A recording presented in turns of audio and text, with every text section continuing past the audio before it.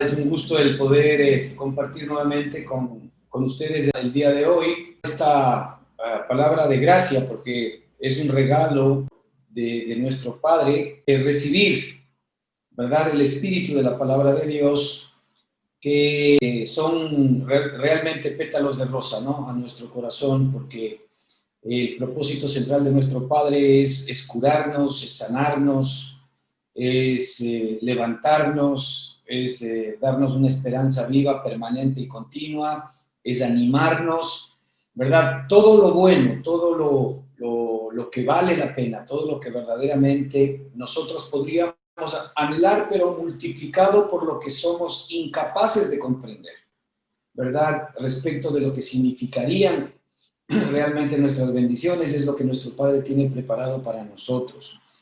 Y es maravilloso entender que este regalo de Dios, ¿verdad?, ya hoy lo podemos hacer nuestro. Mire, muy tristemente, mucha gente se va de este mundo sin conocer el regalo, habiéndolo tenido, porque lamentablemente la religión nos ha hecho un flaco favor, ¿verdad?, y nos ha predicado, ¿verdad?, nos ha dado un mensaje equivocado, que de alguna manera lo que nos propone es que esto se trata de que, de acuerdo a lo que yo haga, de acuerdo a lo que yo decida, me voy a ir al cielo o al infierno. Ese es el evangelio que se nos ha predicado, lo cual definitivamente es un grave error, porque aquí de lo que se trata básicamente es de que nosotros podamos llegar hacia la provisión que Dios ha tenido, hacia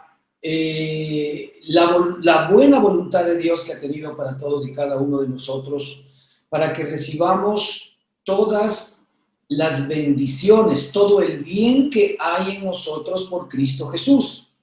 Nuestro Padre estaba totalmente claro respecto de todo este extravío, toda esta falta de entendimiento, ¿verdad?, que nosotros como seres humanos tenemos, todo este choque interno, ¿verdad?, en el que muchas veces no entendemos el porqué de las cosas. Él lo sabía, y es por eso que mandó a Cristo. Cristo era una respuesta a nuestro extravío. Cristo era una respuesta a nuestra pobreza, a la pobreza espiritual, a la pobreza del alma, a la enfermedad del cuerpo, a las situaciones económicas. Es decir, Cristo es la respuesta a todas las cosas, porque finalmente Él lo que hace es darnos la vida más que las cosas. Él nos da la vida que es capaz de poder enfrentar todas las circunstancias y de poder generar todas las cosas, ¿verdad? De tal manera de que cuando nosotros simple y sencillamente nos relacionamos con nuestro Padre desde una perspectiva de que nos dé cosas o de que nos resuelva problemas, no estamos entendiendo el propósito final, ¿verdad? Y el deseo que ha tenido papá de entregarnos su vida misma, que es Cristo. Nosotros no somos más, hermanos, que una extensión de Cristo, así como la mujer en Génesis, es una analogía claramente para el día de hoy, para nosotros, así como la mujer en Génesis fue la extensión de la vida de Adán, ¿no? Y cuando Adán la vio, dijo, esta es igual a mí, carne de mi carne, hueso de mis huesos, ella es semejante a mí. Y Adán quedó muy contento, satisfecho, ¿verdad? Es exactamente lo mismo con Cristo el día de hoy. Nosotros somos la extensión de la vida de Cristo. Por eso es que la Escritura nos habla de que somos la esposa.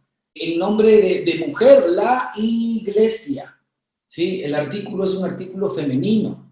Justamente, ¿por qué? Porque nosotros, como la esposa del Cordero, somos la extensión de la vida de Cristo. Y cuando Cristo nos ve a nosotros, dice, este es espíritu de mi espíritu.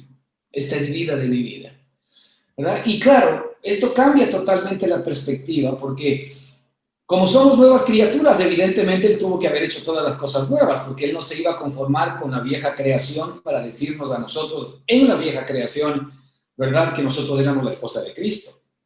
No, Él hace nuevas todas las cosas y entre ellas la vida nueva que nos da por Cristo. Fíjese, Adán tuvo que entrar en un sueño profundo.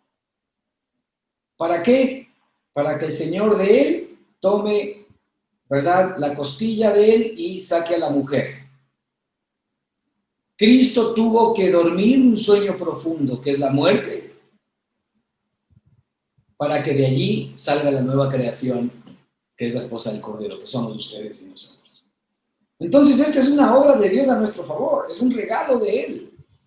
Esta es efectivamente la palabra de la gracia de Dios, que hoy está dada para usted y para mí. Y es importante que nosotros repasemos permanentemente esta palabra de gracia, esta palabra de regalo, esta palabra de la obra que Dios ha hecho a nuestro favor, y este anhelo en su corazón de hacernos partícipes de todo lo que Él es. Así que, si a algo nos debemos aferrar nosotros, es justamente a esta palabra viva, a lo que dice esta palabra viva, porque la palabra, ¿verdad?, que dice todo lo que ha hecho por nosotros es verdad, se convierte en realidad, se convierte en experiencia y finalmente, como el propio Señor Jesucristo dijo que cielo y tierra pasarán, pero mi palabra nunca pasará. Porque la palabra que Dios nos ha dado es eterna, es el mismo, ¿verdad? Así que este es un regalo precioso y maravilloso para todos aquellos que de alguna manera vamos recibiendo esta realidad. Y estamos efectivamente durante todas estas semanas, por medio del Espíritu Santo, intentando que efectivamente nosotros podamos identificar toda la obra que Dios hizo desde la eternidad pasada, cómo esto hoy nos afecta en esta eternidad presente, ¿no es cierto? Y efectivamente la connotación que tendrá en la eternidad futura. Y a pesar de que la eternidad no tiene tiempo, porque evidentemente su nombre lo indica, es eternidad, pero en términos de nosotros situarnos, ¿verdad? Y entender algo más claramente, todo lo que el Señor nos quiere mostrar, es que Él siempre desde antes de la fundación del mundo, desde antes de que tú y yo existamos, ya había determinado, ¿no es cierto?, lo que íbamos a hacer. Y lo que estamos viviendo el día de hoy es simple y sencillamente el trabajo de nuestro Padre a nuestro favor para llevarnos a aquello que Él había determinado de antemano. ¿Qué es? Que nosotros seamos hechos conforme a la imagen de su amado Hijo Jesucristo. Y para eso, la Escritura nos muestra y nos dice, como hemos estado viendo, que el Señor primero nos conoció desde antes de la fundación del mundo. Después nos predestinó para que seamos hechos, de verdad, conforme a su imagen, ¿verdad? Para que seamos santos y sin mancha delante de Él, dice la Escritura. Y esto es algo que ya podemos comenzar a vivir el día de hoy, ¿verdad? Aparte, después nos dice que a los que justificó también llamó. Eso ya vimos, ¿verdad? Obviamente, pequeñas pastillas si queremos ver de todo lo que significa aquello, pero el Señor nos llamó. Y el Señor nos llama por medio de la predicación del Evangelio, de la palabra verdadera del Evangelio, no por medio del miedo. Si te vas al cielo o te vas al infierno, sino por medio de que Él efectivamente ha eliminado todo aquello que antes te perjudicaba, que es tu vieja creación, para dar paso a un nuevo hombre. Ese nuevo hombre, como es un hombre eterno, pues hoy ya lo puedes comenzar a disfrutar justamente por eso, porque es eterno. Entonces el Señor nos llamó. Ahora, ¿verdad? El Señor dice, a los que llamó también justificó, que es en donde nos encontramos el día de hoy. Y la justificación es un pilar importantísimo, es un pilar, ¿verdad?, básico para que de alguna manera nosotros podamos crecer, ¿no es cierto?, en la santificación, crecer en la santidad de lo que somos, ¿verdad? No que seamos más santos, no, porque ya somos todos los santos que podemos ser, es que se vaya manifestando en nosotros la santidad de la nueva vida que tenemos. Así que no le pidamos al Señor, Señor, por favor, quiero ser más santo, Señor, quiero ser más justo. El que esté orando así no está entendiendo que es una nueva criatura, porque está tratando de que el viejo hombre, que es el que podría intentar ser más bueno, el que podría intentar ser más justo, el que podría intentar, ¿verdad?, ser, yo que sé, más inclinado a las cosas de Dios. Justamente la palabra el que podría intentar ya demuestra que no es el hombre creado por Dios, porque el hombre que no es creado por Dios justamente hace eso, intenta, ¿verdad? Pero no puede, porque es un problema de naturaleza, es un problema de que finalmente lo que yo hago es lo que soy. Lo que yo hago es lo que soy. Así de claro. Así que si primero el cambio no comienza desde mi ser interior, ¿no es cierto? Renovando mi entendimiento respecto de quién soy, entonces mientras yo no entienda quién soy, nunca se va a manifestar, ¿verdad? Todo lo que esta persona es. Cuando yo entiendo que soy una nueva persona, cuando yo entiendo que soy una nueva criatura, cuando yo entiendo que ya no tengo relación con el pecado, cuando yo entiendo que he sido justificado, que he sido redimido, cuando yo entiendo, ¿verdad?, que soy efectivamente de Dios, que soy real sacerdocio, cuando yo entiendo que soy todo lo que Cristo es, esa renovación de mi entendimiento va a comenzar a dar a luz, porque el primer cambio siempre comienza desde el espíritu, no comienza desde fuera. Nosotros en la carne siempre nos vamos a estar fijando en lo que hago, y lo que hago determina lo que yo creo que soy. Y es totalmente al revés. Lo que yo soy determina lo que hago, y es por eso que, por ejemplo, hemos dicho más de una vez que nosotros no somos pecadores porque pecamos. Es decir, cuando yo peco, cuando yo insulto, cuando yo me porto mal, cuando yo pienso mal, cuando yo hago una cosa mala, yo digo yo soy pecador. No, no, no, no. Lo que tú estás haciendo, lo que insultas, las cosas malas que haces, ¿verdad? Aquella inclinación al mal, simple y sencillamente es una expresión de lo que tú eres. De lo que tú eres. Así que lo máximo que podrías lograr hacer es intentar reprimir, ¿no es cierto?, lo que tú eres, intentar reprimir, pero eso no cambia lo que eres, ¿verdad? Si nosotros tenemos, por ejemplo, una parcela, ¿verdad?, al lado de un río, que normalmente cuando el río está tranquilo, pues nos es de bendición, porque de ahí tomamos el agua para poder regar la parcelita, la finquita, y de ahí pues nosotros disfrutamos, porque el río es muy benigno, pero de pronto nos viene una correntada, el río crece y se va llevando todo, ¿ok? Nosotros, ¿qué podemos hacer de alguna manera para evitar que el río no se convierta en maligno? Pues no, hacemos una represa. Nos vamos arriba del río, hacemos una represa y contenemos toda la fuerza del agua. ¿Para qué? Para que yo de alguna manera pueda abrir la compuerta y dejar que el agua caiga, ¿verdad? Y que no se me vuelva agresiva. Pues más o menos esa es nuestra maldad, ¿verdad? Yo lo máximo que puedo hacer es represar la maldad, ¿verdad? Para que de alguna manera abra la compuerta y la maldad caiga en pedacitos. Pero eso no significa que yo haya cambiado, no significa que yo sea distinto, no significa que yo sea, ¿verdad?, benigno, porque de alguna manera me está cayendo la maldad de a poquito. No, no, no. La maldad siempre está represada, pero el grave problema con la maldad es que en algún momento el dique se revienta y ¡buc!, otra vez viene y hace daño.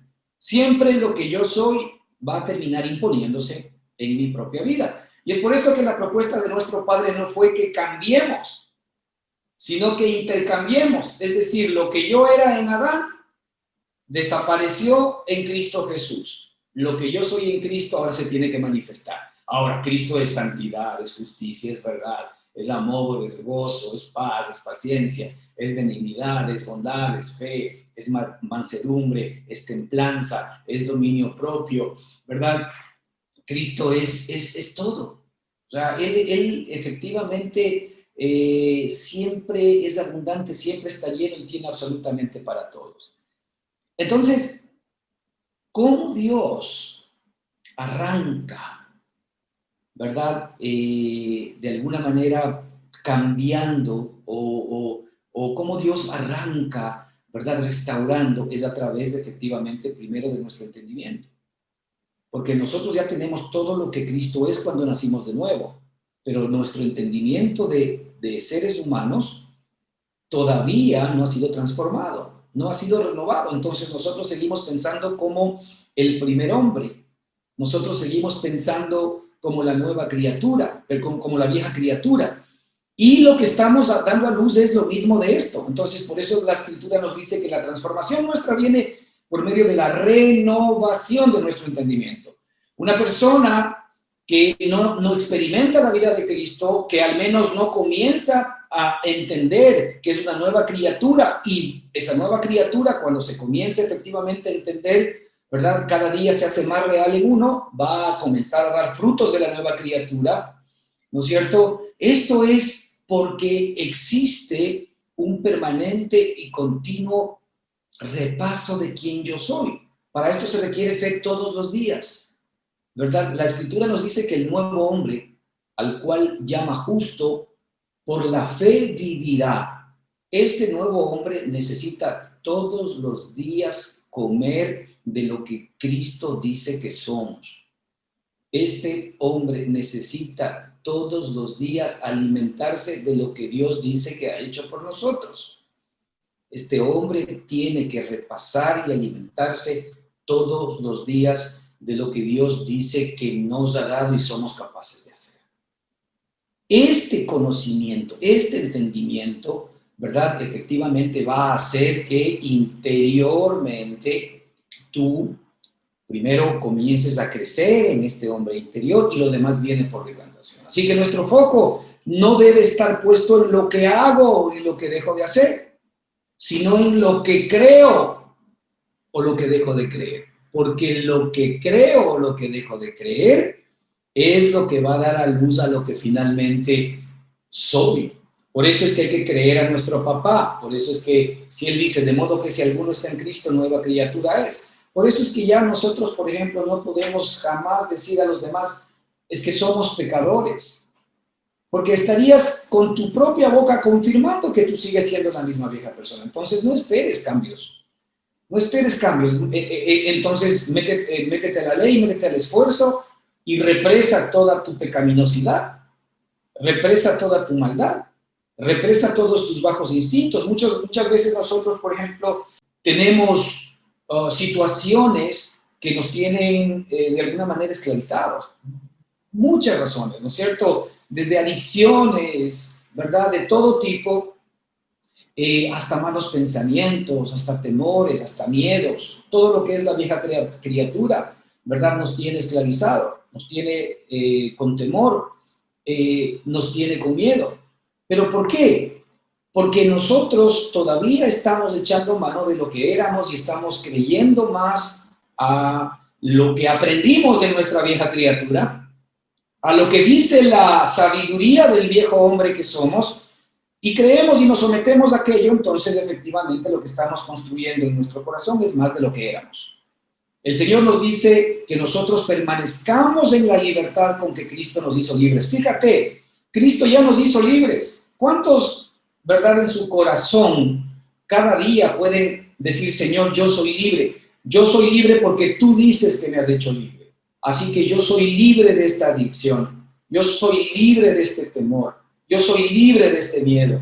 Y vas a ver que esas palabras, porque no son palabras tuyas, son palabras de Dios, comienzan a calar y comienzan a libertarte, a darte libertad. Aún los problemas más grandes, aún las situaciones más adversas, cuando efectivamente nosotros primero venimos a la posición de descanso, no a la posición de acción, a la posición de descanso, a la posición de entender quiénes somos, a la posición de recibir el poder de Dios, a la posición de recibir la gracia de Dios, a la posición de recibir la libertad de Dios, a la posición de efectivamente ser receptores de todo lo que Dios dice que somos. Eso hace que inmediatamente, ¿verdad?, comencemos a recibir el poder de Dios, la grandeza de Dios, ¿verdad? Y comienza a aparecer en nosotros la vida y una nueva manera de sentir, una nueva manera de pensar. Y aquello que veíamos oscuro, aquello que veíamos complicado,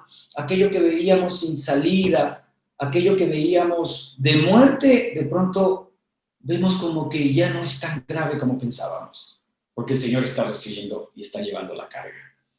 Por eso es importante siempre nosotros estar y partir en nuestra relación con Dios en una posición de estar sentados. El viejo hombre, ¿verdad? Normalmente en la mañana, ¿verdad? Comienza a hacer una agenda de qué es lo que tiene que hacer. Mal comienzo. Mal comienzo. Porque la posición para arrancar un día es sabiendo quién soy, sabiendo qué tengo. Si tú sabes, ¿verdad?, que tú eres un nuevo hombre, que ese nuevo hombre efectivamente es idéntico a Cristo, que ese Cristo, que es el Hijo de Dios, ¿verdad? Mora bajo la sombra del Omnipotente, que no hay nada que te pueda tocar, que no hay fuego que te pueda quemar, que no hay agua que te pueda ahogar, etcétera, etcétera, etcétera. Cuando tú arrancas así el día, primero lo que va a ocurrir en tu corazón, ¿verdad? Es que vas a experimentar la paz, la libertad, permanecer en la libertad con que Cristo nos hizo libres. Primero eso. Aparece todo aquello que es tu realidad y las cargas al piso. Y tú vas a ver cómo el Señor hace las cosas. Él hace, Él hace, Él hace. Y lo que tienes que hacer simplemente en el día es mantenerte creyéndole. Porque Satanás, el mundo, la gente, tu propia carne, tu propia mente se van a levantar contra el creer. Eso lo debes tener claro. Se van a levantar y se van a oponer al que creas. ¿Por qué? Porque la carne nuestra normalmente obedece a la evidencia exterior. Nosotros vamos captando las cosas a través de nuestros 5 sentidos. Y el viejo hombre, ¿verdad? Normalmente percibe su realidad a través de los 5 sentidos, pero los 5 sentidos no sirven para relacionarse con Dios. De ahí que cuando tú tengas miedo, tengas temor, tengas angustia, tengas dificultades, ¿verdad? Allí, solamente por el hecho de sentir esta inseguridad, y esta inseguridad lo primero que te va a generar es: ¿qué hice, Dios? ¿Qué hice mal? Pues don Satanás te ha llevado a su terreno, porque esto no significa de qué hiciste mal, sino significa que estás poniendo tu mirada en ti mismo. Mira, el Espíritu Santo siempre nos lleva a poner la mirada en Cristo, siempre, en Cristo, como nuestro todo. Pero el diablo y todo su séquito siempre nos van a llevar a poner la mirada en nosotros. Ahí te puedes dar cuenta tú.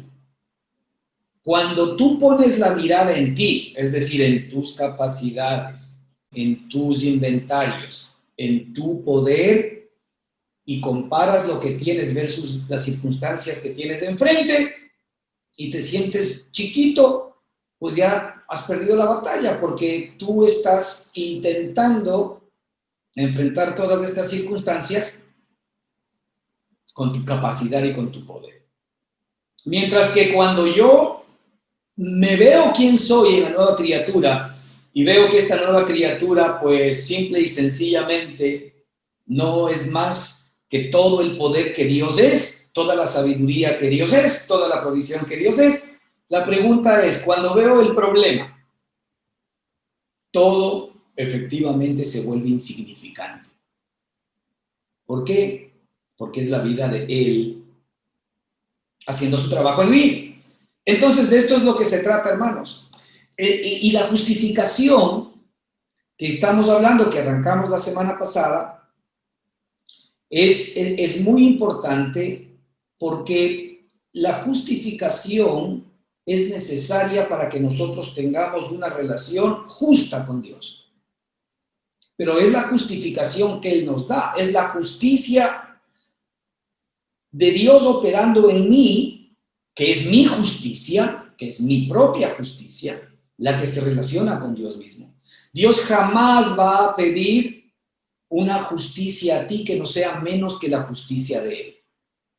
De ahí que es imposible que en nuestra carne nosotros podamos efectivamente ser confirmados justos delante de Dios, por más esfuerzo que hagamos, por más oración que hagamos, por más santidad que intentemos tener, por más amor y cariño que demos a las personas, con nuestras propias capacidades y fuerzas, nunca seremos lo suficientemente justos para poder efectivamente llegar al nivel de la justicia divina. Es por eso que el Señor, para que lleguemos a ese nivel, nos da su propia justicia. Y esa propia justicia tiene nombre y apellido, se llama Jesucristo. La vida de Cristo en mí. Cuando yo sé que ya tengo la vida de Cristo en mí, entonces tengo la justicia de Cristo en mí. Entonces yo soy justo porque la justicia de Él vive en mí. Yo soy justo porque ahora como yo y Él somos la misma imagen, la misma semejanza, la misma persona de Él está en mí. Entonces yo puedo ahora con plena seguridad decir, Señor, yo soy justo como tú eres justo. Pero no veas, pero mira lo que estoy haciendo. Graso error. ¿Por qué? Porque lo que estás haciendo, cuando tú estás haciendo mal, ¿verdad? Es no más que la expresión de lo que está pasando en tu corazón. Pero en la medida en que tú comienzas a repasar, a entender, a asimilar y a recibir quién eres, inmediatamente lo que es de Cristo va a comenzar también a asomar en tu propia vida. Y esto es algo que efectivamente se va a extender en el tiempo y en el espacio por los siglos de los siglos. Amén. Porque finalmente es una vida eterna a la cual nuestro Padre nos llamó. Entonces, en este proceso de justificación, la Escritura dice que Él nos justificó. ¿No es cierto? Veíamos la semana pasada, y a los que llamó, a estos también justificó, y a los que justificó, a estos también glorificó, ¿verdad? Esa justificación efectivamente es algo que estaba en el corazón de nuestro Padre.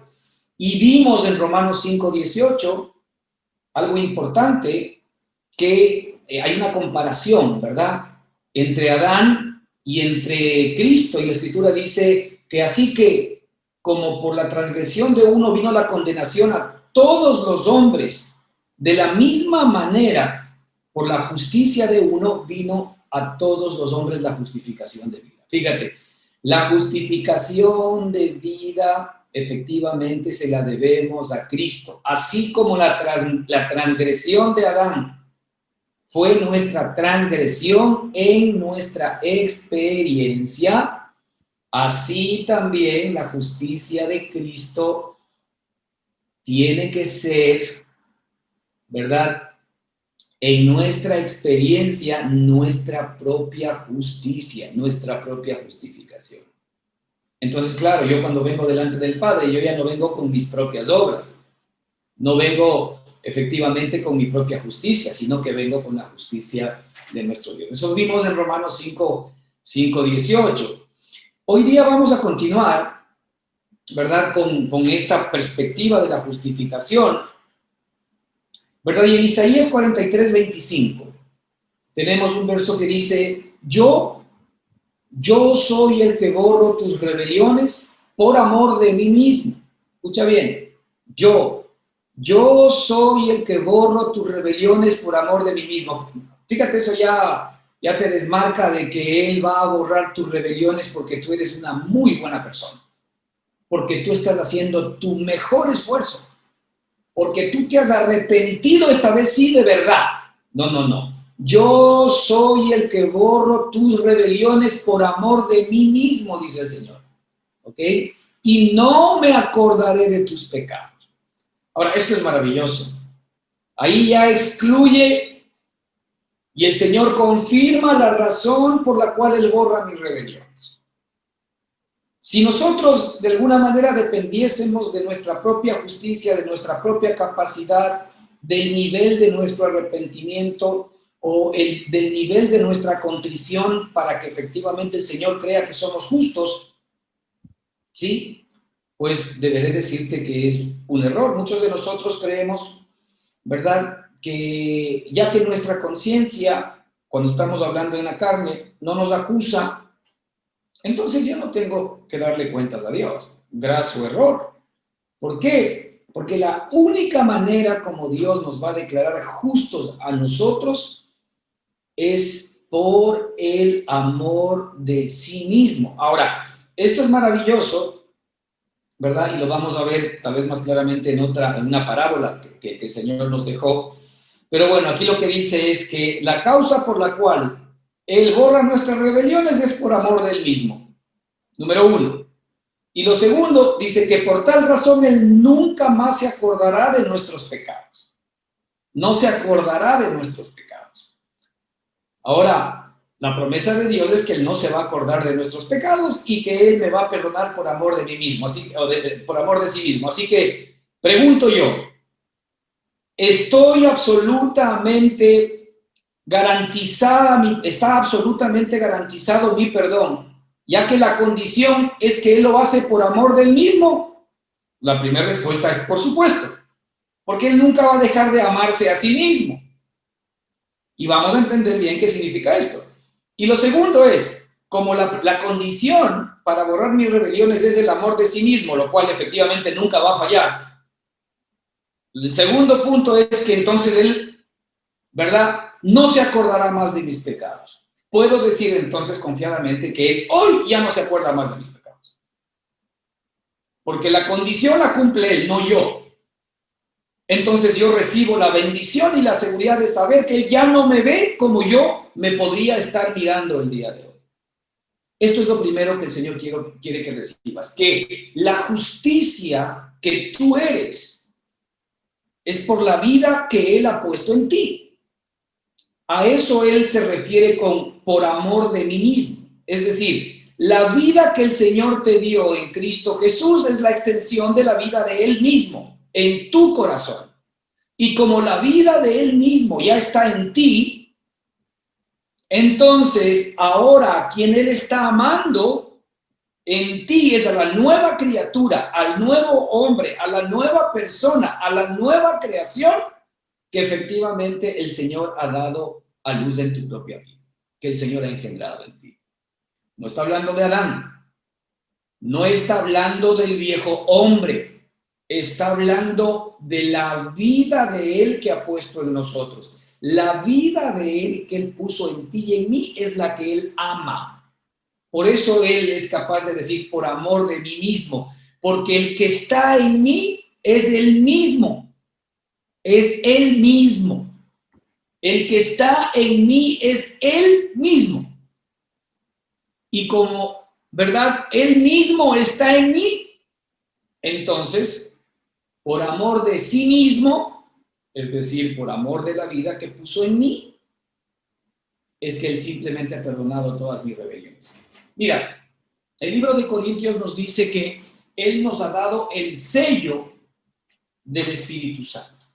El Espíritu Santo es un sello que el Señor puso en nuestra vida, el cual la Escritura habla las arras de nuestra herencia. En términos legales, las arras es una garantía que entrega a alguien que está comprando algo, que ese anticipo dice ya en un documento que es de mi propiedad, que simplemente estoy terminando legalizar las formas de estilo para que sea absolutamente mío y yo venga y lo disfrute.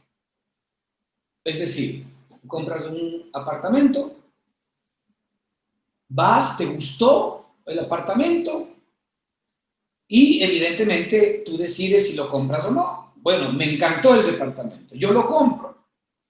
Entonces, en ese momento tú firmas un contrato y das un anticipo. Con ese anticipo, ese departamento ya tiene un nombre y apellido, ya está reservado para ti, es de tu propiedad. Ahora, lo que se necesita simplemente es cumplir la forma para que sea absolutamente tuyo y tú vengas y disfrutes de efectivamente ese edificio, ese apartamento. Pues ese es efectivamente el mismo concepto que el Señor maneja en la Escritura cuando dice que Él ha puesto en nosotros, ¿verdad?, el Espíritu Santo de la promesa, que es las arras de nuestra herencia. Fíjate, ¿cómo será nuestra herencia? Que el anticipo que Dios nos da es su propio Espíritu Santo. Si yo tengo el Espíritu de Dios ya en mí ahora como el anticipo que me hace de su propiedad, entonces, ¿cómo será la herencia? ¿Por qué el Señor puso el Espíritu en mí? Porque el Espíritu mismo se encarga de darme la revelación y darme el crecimiento para que yo pueda recibir la herencia. Me capacita para que yo pueda recibir la herencia. Entonces, cuando el Señor dice aquí, yo soy el que borra tus rebeliones por amor de mí mismo, ¿verdad? Lo primero que nos quiere mostrar es que todo aquel que ha recibido la vida de Él en su propio corazón, que si confesares con tu boca y creyeres con tu corazón, ¿verdad?, que Jesucristo es el Señor y que nuestro Padre lo levantó de los muertos, serás salvo, serás libre, ¿verdad? Que a los que creyeron, a los que le recibieron y creyeron en su nombre, les dio la potestad de ser hechos hijos de Dios. De cierto te digo que el que no nace de nuevo no puede ver el reino de Dios. El momento en que yo con mi boca confieso a Jesucristo como mi Señor y como mi Salvador, el momento en que yo con mi boca confieso que Él es mi vida, y la escritura que dice que nadie puede llamar Padre a nuestro Dios sino por el Espíritu. Nadie puede llamar Padre a nuestro Dios sino por el Espíritu. Entonces, ya que efectivamente soy hijo, ya que Él ha puesto su vida en mí, su nueva vida en mí, ya que yo he nacido de nuevo, ya que soy una nueva persona, ya que soy una extensión de la vida de Él, entonces Él mismo ya está en mí. Y por amor a esa vida que está en mí, ¿verdad?, Él ya no me toma en cuenta mis pecados. Esa es efectivamente una prueba fehaciente de que ya no te toma en cuenta tus pecados, porque el Espíritu de Dios está reposando en tu corazón. El apóstol les decía a los corintios, ¿acaso vosotros no sabéis que sois templo del Espíritu Santo? Y muchos de nosotros no sabemos todavía esta realidad. Tenemos que saber que el Espíritu de Dios mora en nosotros. Tenemos que saber que cuando el Espíritu de Dios mora en nosotros, la Escritura dice que el Espíritu es el Señor. Entonces, cuando el Espíritu de Dios está en mí, el Padre está en mí y el Hijo está en mí. Todo lo que Dios es ya está en mi corazón. Todo lo que Él es vive en mí. Por eso es que por amor de Él mismo, Él ha perdonado mis transgresiones y no se acordará más de mis pecados. En Mateo 25, 15, 30 hay una parábola y creo que es importante que ahondemos esto porque el Espíritu quiere mostrarnos, hermanos, que finalmente el que va a hacer la obra absoluta es Él. Nosotros no participamos en nada que no sea el recibir los beneficios, si queremos, de toda la obra que Dios ha hecho, ¿verdad? Digamos que nosotros en la ecuación, si algo hemos puesto en la ecuación de la salvación de Dios para con nosotros es el pecado, es la maldad, es la injusticia. Eso es lo que hemos puesto. Si yo tuviese que decirle al Señor, mira, Señor, ¿yo con qué participé en toda esta circunstancia? Pues, Señor, yo participé con mi pecado. Yo puse mi pecado. Yo puse mi injusticia. Yo puse mi maldad. Yo puse mi carnalidad.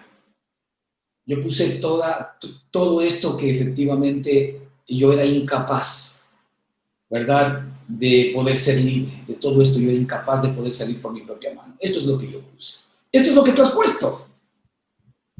Realmente esa es la participación de Adán en nosotros. En Adán todos pecamos.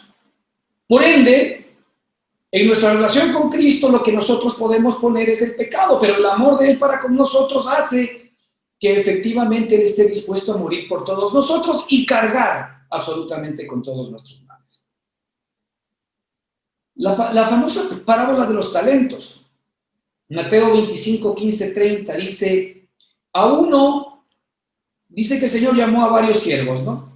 El Señor, la analogía, ¿no?, que está dando un dueño de una hacienda o de un señor rico, que es la analogía de nuestro Padre. A uno dio 5 talentos y a otro 2 y a otro 1 y a cada uno conforme a su capacidad y luego se fue lejos.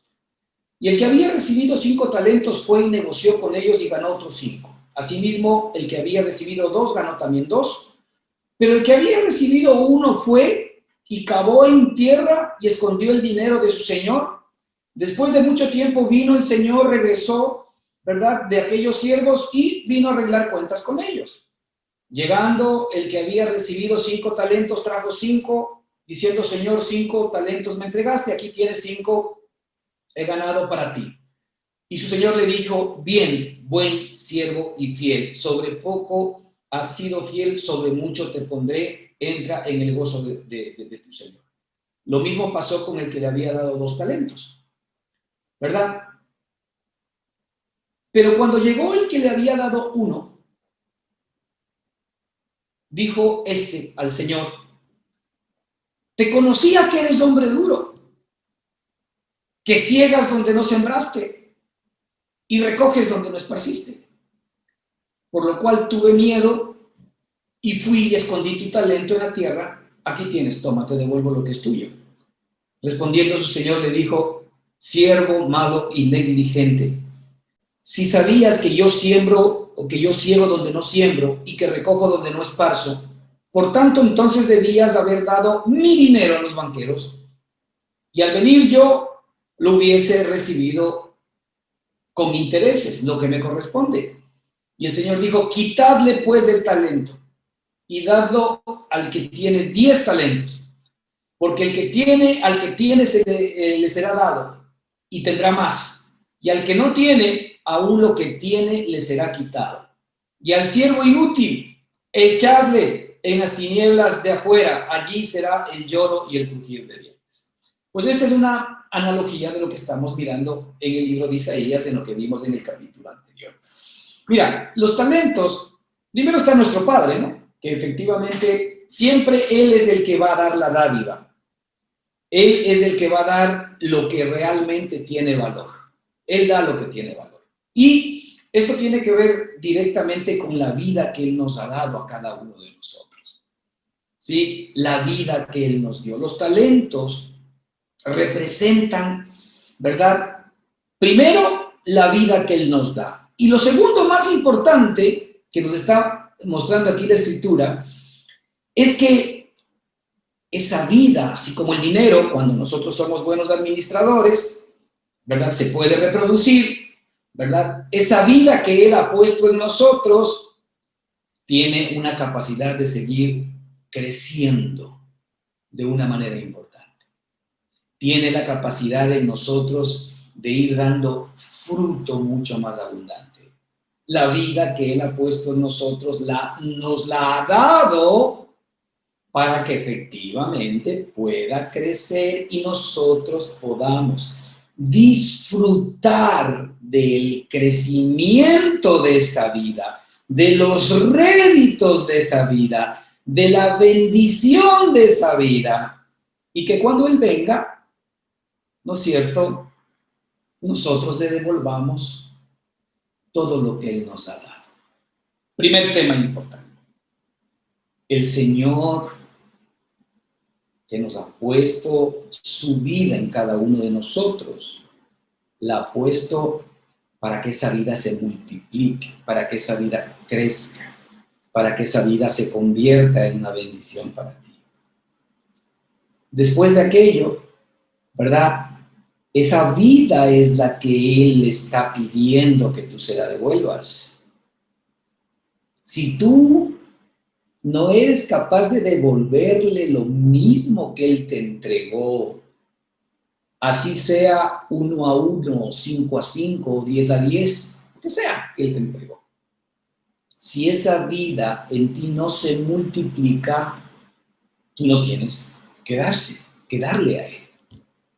Pero mira la diferencia entre aquellos siervos que efectivamente pudieron multiplicar el talento que les dio. Muchos cuando lo vemos a veces desde nuestra perspectiva humana, hablamos de, no, es que esto tiene que ver con los talentos que Dios nos dio, con las capacidades que Dios nos dio. Esto tiene que ver con que efectivamente si yo soy bueno para esto, el Señor me dio, ¿verdad?, esta capacidad para que yo pueda explotarla y pueda ayudar a los demás. No tiene nada que ver con eso. Cero. Esto tiene que ver básicamente con la vida que Él te dio. La vida que Él te dio, de la que estamos hablando arriba, ¿verdad? La vida que Él ama. La vida que hace que tú seas justo. Es decir, lo que el Señor está diciendo es que ya que yo te estoy dando la vida redimida de mi amado Hijo Jesucristo, te estoy dando una vida limpia, una vida desde cero, una vida que ya no tiene relación con el pecado, una vida divina, una vida poderosa, una vida que está por encima del poder de Satanás, del poder de las tinieblas, del poder del infierno, del poder de la pobreza, del poder de la enfermedad, del poder del miedo, del poder del temor. Esa vida que está en ti está para que se vaya haciendo más grande en tu vida y tú efectivamente llegues a la estatura de la plenitud de Cristo. Esa es la vida que Dios nos da. Y esa vida nos da para que se la devolvamos. Así es como efectivamente Él se va a complacer en nosotros. Y así es lo que vemos, ¿no? Cuando Él viene y pide cuentas, le ve al primer siervo y le dice, mira, me diste 5. Toma, aquí están tus 5 y aparte te doy 5 más. ¿Y qué le dice el Señor? Buen siervo y fiel. En lo poco has sido fiel, ven, sobre mucho te pondré. Es decir, ven y dice a gozar en el gozo de tu Señor. La vida de Cristo ahora resulta que está absolutamente a nuestra disposición. Es decir, mientras estamos nosotros en esta vida, nosotros tenemos que experimentar el incremento de la vida de Cristo en nosotros, el incremento de todo lo que Él es, ¿sí? Que no depende de ti ni de mí, sino que depende de Él, pero depende de que si yo recibo el talento y no lo escondo, depende de si yo recibo la vida y le paro bola, depende o le pongo atención. Depende de que si yo recibo la vida y efectivamente estoy consciente de lo que Él me dio, y como eso es vida, esa vida va a comenzar a crecer y se va a comenzar a expresar cada día más, más y más y más y más y más. Y finalmente la evidencia de lo que Él me ha dado, para mí va a ser una realidad permanente y continua, no solamente un tema de fe. La fe lo que hace básicamente es que yo acceda a esa realidad, de esa vida que está en mí. Entonces, en los dos casos, al que le entregó 5, al que le entregó 2, todos experimentaron el incremento de vida. Pero mientras estuvieron, ¿verdad? Ellos de alguna manera guardaron celosamente esa vida, recibieron esa vida, realmente fueron serios en entender esa vida efectivamente se multiplicó en ellos y cuando vino el Señor le pudieron devolver todo lo que les había dado. Respuesta, buen siervo y fiel. Ahora, sobre poco has sido fiel, te voy a poner sobre todos mis bienes, que es Cristo mismo en su plenitud. Pero al hombre que de alguna manera no vio como los demás, y eso lo vemos en el versículo 24, cuando llegó al último que le había dado un talento. Ahora, también esto es importante, este tema de la cantidad de talentos. ¿Saben a qué? Creo yo que se está refiriendo esto, que es muy potente. De hecho, hay también otros versículos que podrían aclarar este tema. El Señor alguna vez preguntó a los fariseos, les dijo, díganme una cosa. Un hombre, ¿verdad?, que debe mucho y un hombre que debe poco. Si al hombre que debe mucho viene un Señor y le perdona todo lo que debe, y al hombre que debe poco, el Señor le perdona todo lo que debe, ¿a quién ese hombre amará más? Cuando el Señor aquí habla de más talentos, está hablando de más gracia. Está hablando de que al hombre que le dio 5, que al hombre que le dio 4, al hombre que le dio 3, al hombre que le dio 2, ¿no es cierto? Es desde su perspectiva lo que el hombre sabía que estaba debiendo a su padre. A este le perdonó 5, lo amó más y le devolvió 5 más. A este le perdonó 2 y este hombre le agradeció y le devolvió 2. Pero al que le dio 1, porque según su corazón poco le debía a Dios. Yo, a ver, sí, yo soy pecador, a veces peco, pero yo soy buena persona, soy un buen hombre, yo ayudo, soy un buen esposo, soy un buen padre, yo ayudo a los demás, yo pago las ofrendas, los diezmos, estoy siempre pendiente de las necesidades de los demás. A ver, la verdad que, Señor, sí, a veces miento, por ahí he hecho una cosita mala, a veces he visto mal a alguien con mis ojos, sí, pero así como que chúzale, ¿me iría al infierno? No creo, yo creo que soy buen tipo. ¿Cuántos hay de estos hoy en la iglesia? Y resulta que, claro, él no se da cuenta que efectivamente necesita de la gracia de Dios. Y el Señor le da a él la gracia de Dios. Pero este hombre, que no se siente tan culpable, descuida el perdón de Dios. Porque no sabe la condición en la que se encuentra. No porque el hecho de que no se sienta tan culpable es que no sea culpable. De hecho, la respuesta del Padre a los fariseos fue: de cierto les digo que yo he venido a curar, ¿verdad? O a salvar a los enfermos. Yo no he venido a salvar o a curar a los sanos, a los que se creen sanos, a los que creen que no están enfermos. El que se cree sano, el que se cree justo por sí mismo, el que cree que no está enfermo de pecado y de muerte, pues yo no le he venido a salvar a él porque no necesita de mi salvación. Por eso no he venido a salvarle. No porque no lo necesite, sino porque simplemente no lo reconoce, no le interesa. Pero yo sí he venido para aquel que efectivamente reconoce que no puede más consigo mismo, reconoce que efectivamente necesita un Salvador, reconoce que necesita libertad, que necesita provisión, que necesita sanación. Para ese yo he venido. Para aquel que sabe que no tiene capacidad de poder salir por sí mismo. Para ese yo he venido. Entonces este hombre le dijo al Señor lo siguiente: te conocía que eres hombre duro, que ciegas donde no sembraste y recoges donde no esparciste. Mira, primero, este finalmente era un siervo también, porque por eso le entregó el talento. Pero este señor tenía un problema en su corazón. Él veía a su padre, a Dios, como un hombre duro. Él veía a Dios como un hombre vengativo, como un hombre que ponía demasiada carga en su peso. Él veía a un Dios, ¿verdad?, con el cual se tenía que relacionar por temor, por miedo, porque es un hombre duro. Ese es efectivamente el grave problema que tenemos nosotros cuando estamos en nuestra carne y nos queremos relacionar con Dios por medio de nuestra propia justicia.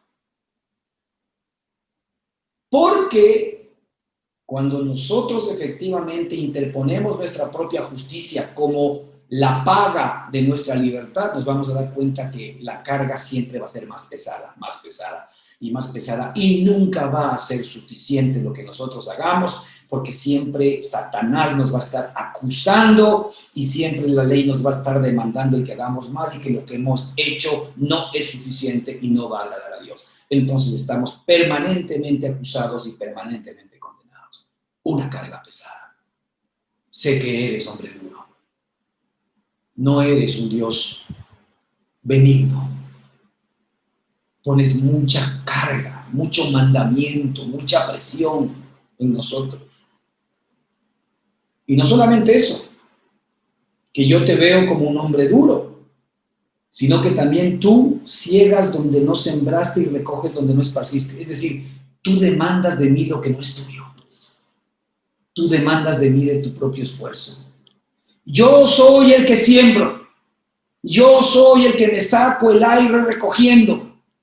Yo soy el que intento planificar mi vida para traer el pan a mi familia, a mis hijos y dar un futuro a todos ellos. Y tú me pides diezmos, y tú me pides ofrendas, y tú me pides que de todo aquello que tú no sembraste, yo lo recoja para ti. Tremendo, ¿no? Este hombre tenía una distorsión de las demandas de Dios para su propia vida, porque así es como le ve la carne a Dios. Esto es algo para ti, para mí. Así es como la carne le ve a Dios. Si nosotros queremos emparentarnos y relacionarnos con Dios conforme a la carne, entonces vamos a tener un grave problema. ¿Por qué? Porque desde la perspectiva de la carne yo puedo ser un cristiano. Yo puedo ser un hombre que me relacione con Él y aún le puedo llamar a Dios papá. pero sé que es un papá duro. Sé que es un papá como a veces nosotros tenemos papás terrenales, castigador, demandador, sin amor, implacable. Tienes que hacer esto, esto y esto, y hazlo bien, porque si no te cae la mano. Y ese es el Dios que nos efectivamente ha predicado. Y este es en el Dios que muchas veces nosotros mismos creemos. Entonces, evidentemente este hombre tenía una mala opinión de su Señor. ¿Cuántos de nosotros tenemos una mala opinión de Dios? Lo primero que Dios quiere es que cambiemos nuestra mala opinión de Él. Y por eso dice el Señor, mis pensamientos no son vuestros pensamientos y mis caminos no son vuestros caminos. El problema es, desde la carne nosotros siempre vamos a pensar distorsionadamente de lo que Dios es. Y el Señor sí revela en su corazón qué es lo que Él tiene para nosotros. Y Él dice, porque en mí hay pensamientos de bien y no de mal para ustedes, para darles el bien que esperen. Esos son los pensamientos de Dios que tiene para ti y para mí. Pero nosotros muchas veces no creemos en que tengamos un Dios tan bueno y a veces creemos que más bien no es tan bueno pensar tan benignamente en función de lo bueno que Él puede hacer, porque si me pasa algo malo, yo mismo puedo quedar desencantado. Así que yo voy a tratar de ser, bueno, Dios sí es bueno, pero obviamente también si es que yo me porto mal, obviamente Dios me va a caer. Entonces mejor mi relación con Él va a ser una relación en donde, ¿verdad? Yo voy a guardar lo que me dio, el talento que me dio, la vida que me dio, y cuando venga se la voy a devolver. No, hermanos. Dios nos dio su vida para que la entregamos, para que la entreguemos reproducida. Para que la entreguemos reproducida. Si la vida de Dios no se reproduce en nosotros, sino nuestras buenas obras, nuestras propias capacidades, es que nosotros estamos obedeciendo y relacionándonos con Dios conforme a la carne, y resulta que nuestra opinión de Dios es que es un Dios duro y demandador. Pero cuando efectivamente nosotros tenemos la vida de Él en nosotros y vemos que esa vida se levanta en nuestra propia vida, veremos que esa vida la ha puesto en nuestro corazón para que se siga reproduciendo. Es decir, para que la santidad, para que la justicia, para que la verdad, para que la bendición, para que la provisión, para que la libertad cada día sean más grandes en tu propia vida. Y eso va creciendo en la medida en que Cristo efectivamente se va haciendo realidad y va viviendo por fe en tu corazón. Eso nos muestra la Escritura. Entonces, respondiendo, su Señor le dijo, muy bien, respuesta, yo ya te di mi gracia, yo ya te di mi vida, yo ya te di los talentos, que es lo que estamos aquí de alguna manera mirando. Dice, por tanto, tú debías haber dado mi dinero. Dice, le dijo, siervo malo y negligente. Fíjate en relación de los otros siervos, ¿no? Buen siervo y fiel. Este es un siervo malo y negligente. Mira la diferencia que Dios hace entre el espíritu y la carne. Ojo con esto.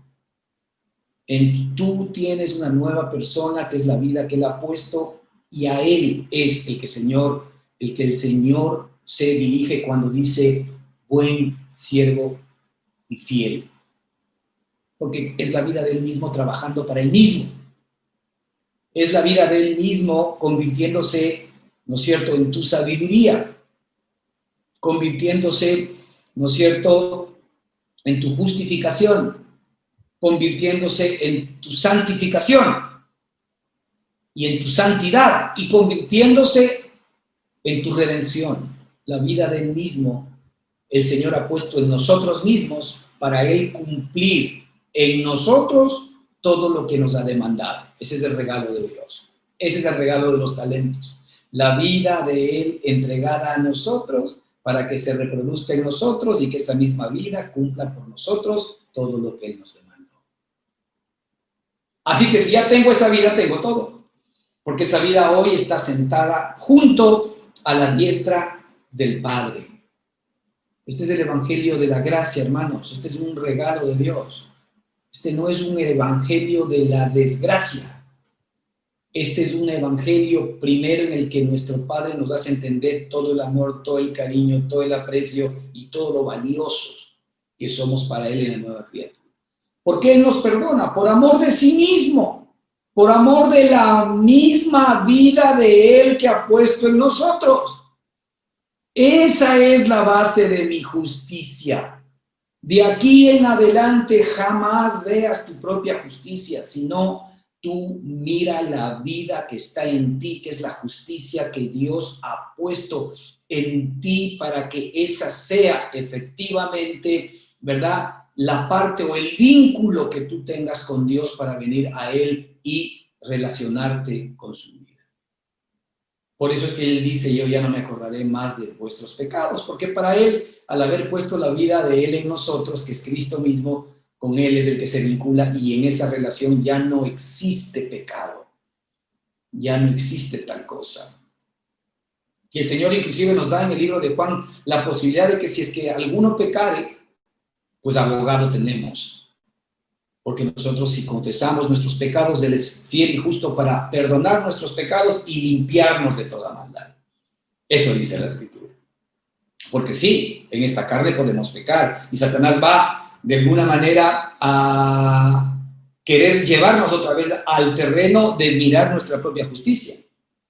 Pero no te olvides que ya no se trata de tu justicia, porque todo ese pecado que tú cometiste, el que no sabes todavía que cometerás, todo eso ya lo pagó Cristo.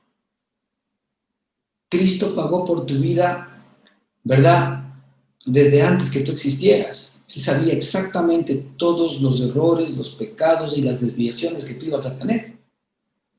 Él sabía todo aquello y la respuesta de Él para ti fue la vida de Él, los talentos. Llámese los talentos la vida que Él nos dio.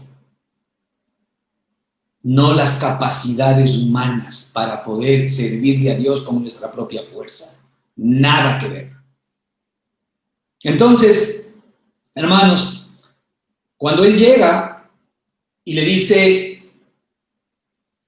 siervo malo y negligente, si tú sabías que yo ciego donde no sembré y que recoge donde no esparcí, entonces por lo menos, ¿verdad?, debías haber entregado mi dinero a los banqueros, ¿verdad?, a los banqueros, y al venir yo hubiera recibido lo que es mío con los intereses. Fíjate, esto es muy importante, porque esto es lo que finalmente Dios quiere recibir. Aquí el Señor nos pone en la mesa qué es lo único que Él va a recibir. Lo único que Él va a recibir es lo que Él te dio. Pregunto yo, ¿nosotros le estamos devolviendo al Señor la vida que Él ha puesto en nosotros? ¿Nosotros le estamos devolviendo a Él, así sea con poquito, con intereses ya esa vida? Porque muchos de nosotros decimos, es que yo todavía, no sé, muy lento voy. Bueno, el Señor te dice, pues bueno, tranquilo, porque por lo menos ya los intereses me estás entregando. Es decir, por lo menos ya tú estás viendo que esa vida está comenzando a dar fruto. Esa es la idea. Evidentemente el Señor quiere que vayas al doble, al triple, al cuádruple y que cada día lo que tú tienes se multiplique mucho más, porque la vida del Señor no tiene límites en tu corazón. La bendición de Dios no tiene límites en tu corazón.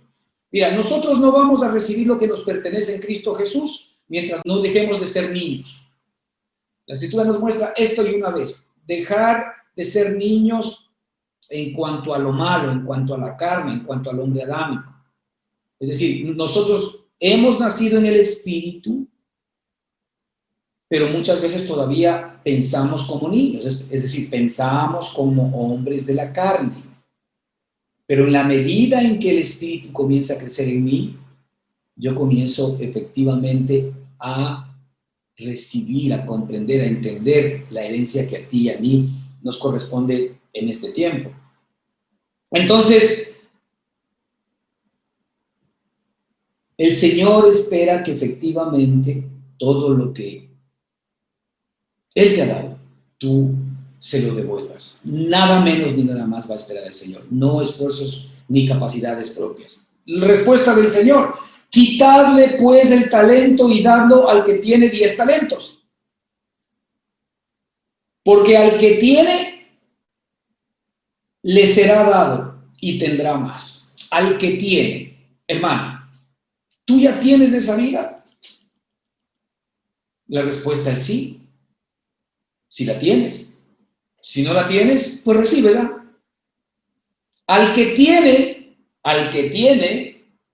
le será dado. Es decir, al que tiene y comienza a disfrutar, a entender, a enfocarse y a recibir eso que tiene, le será dado más. Esto es maravilloso porque ya no tiene fin. ¿Por qué la vida de Cristo no crece en nosotros? Porque nosotros agarramos y la escondemos en un pañuelo. Porque nosotros nos relacionamos mal con nuestro Padre y creemos que efectivamente, ¿verdad? Es un banquero que lo que busca es lo que no es de él y más bien lo dejamos escondidito para devolverle. Pero nosotros sí estamos dedicados a otras cosas. Estamos dedicados a nuestras propias carnalidades, estamos dedicados, ¿verdad?, a poder regar nuestras propias vidas, que no son las vidas que Él nos entregó.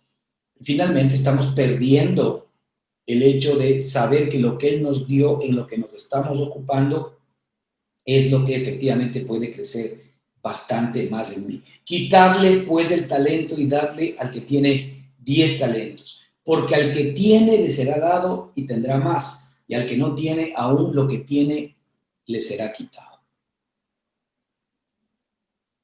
La vida de Cristo está en nosotros para que efectivamente pueda seguir creciendo de una manera exponencial. Mientras que la vida adámica del viejo hombre siempre terminará mal. Él dice, y al siervo inútil, el siervo inútil es el viejo hombre, aún ese viejo hombre religioso que trata de servir a Dios con su propia justicia. Al siervo inútil, porque sigue siendo siervo finalmente, echadle en las tinieblas de afuera, allí será el lloro y el crujir de dientes.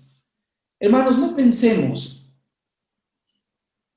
que en esta nueva vida que el Señor nos dio se va a manifestar otra vez todo lo que nosotros conocemos de este viejo hombre de la carne. No nos vamos a conocer más así. De hecho, la Escritura nos da una idea de lo que es el nuevo hombre en Cristo y dice que en el nuevo hombre, ¿verdad?, no hay judío ni griego, es decir, ya no existen nacionalidades. En el nuevo hombre, ¿verdad?, no hay esclavo ni libre, no hay este tipo de tú eres esclavo y yo soy libre. En la nueva creación de Dios no hay esclavitud, ¿sí? Y no hay la libertad que también se conoce desde la carne. La libertad que se conoce desde la carne. Tú eres esclavo desde la carne, pero yo soy libre desde la carne. Ya sabemos que la libertad desde la carne es libertinaje muchas veces porque terminamos siempre haciendo la voluntad de nuestra carne. Dice que no hay varón ni mujer, no hay ideología de género en Cristo Jesús. Y esas cosas no existen. Es decir, la nueva persona que vamos a ser en Cristo, olvidémonos que va a ser como nos conocemos el día de hoy. La Escritura dice que si aún a Cristo lo conocimos conforme a la carne en su momento, las personas de aquel entonces dicen, ya aún así ni a Él le podemos conocer así. Porque es una nueva creación, es una nueva vida. Así que no estemos pensando en que yo mañana me voy a estar quemando en la olla, que yo voy a estar en la paila cocinándome. No, simplemente este hombre será quitado, desaparecerá. Mira, esto es tan sencillo como lo que hemos visto aquí. El oro y esa esfinge de cera, y digamos que esa esfinge de cera con ciertas impurezas, tierra, basura. ¿Qué hace el fuego? El fuego hace que todo lo que no es el oro desaparezca. Pues eso es lo que va a pasar. Dios es fuego consumidor, dice la Escritura. Y el Señor va a hacer que toda nuestra carne desaparezca. Y esa carne incluye este cuerpo. Y esta carne incluye esta manera de pensar. Y esta manera incluye esta manera de desear en la carne. Esto incluye nuestros afectos. todo lo hermoso que nosotros y sublime podemos tener en el corazón, todo eso desaparecerá, porque sigue siendo parte todavía de la carne. Ciertamente hay cosas bonitas y que tal vez pueden ser figura de lo que Dios mismo es. Por ejemplo, el amor a nuestra madre, el amor a nuestros padres, el cariño a nuestros hermanos, la relación entre esposos, yo qué sé, todas esas cosas son sublimes y bonitas desde la carne, pero no son más que una vaga idea del amor de Dios que nos unirá a todos. Papá, mamá, hermanos, hijos, amigos, todos aquellos que efectivamente, ¿verdad? Nos hemos conocido, estaremos disfrutando de una vida nueva que es Cristo Jesús, una vida totalmente distinta y diferente. Ya no voy a conocer a papá y a mamá como los conocí aquí en la carne, pero sí les voy a conocer muchísimo más alto de lo que son, porque son la vida misma de Cristo. Es decir, si para mí papá, mamá, hermanos o lo que yo conocí aquí, hijos, son sublimes, pues eso será simple y sencillamente un vago recuerdo y una desaparición de la verdad para disfrutarles a ellos en Cristo Jesús. Es todo distinto y diferente. No esperemos conocernos como nos conocíamos antes. Y a eso se refiere aquí la Escritura. Al siervo inútil, al viejo hombre, echarle fuera, a las tinieblas de afuera. Allí será el lloro y el crujir de dientes. Ahí acabará todo. No hay para él esperanza, porque finalmente la Escritura dice que el hombre antiguo, el viejo hombre, pues como lo conocemos, desaparecerá. No lo conoceremos más. Muy bien, hermanos, vamos a continuar con este tema la próxima semana. Que el Señor les bendiga ricamente. Amén.